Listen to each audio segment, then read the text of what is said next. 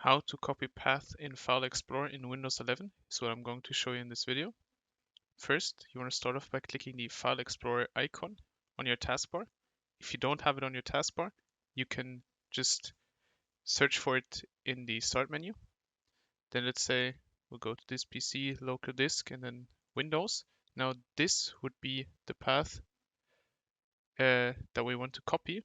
You can either just left click on the right to the right of these paths.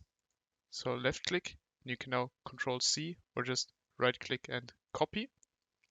Now what you can also do is click on this window and click or hold down Control and L on your keyboard, which will result in the same thing.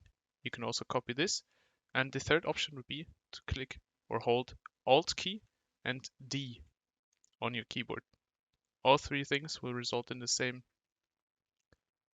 highlight of the file path. You can now copy it and then remove it and paste it using Control V. Now, that's how to copy path in File Explorer in Windows 11. If this video helped you out, leave a like, comment, and subscribe. Bye.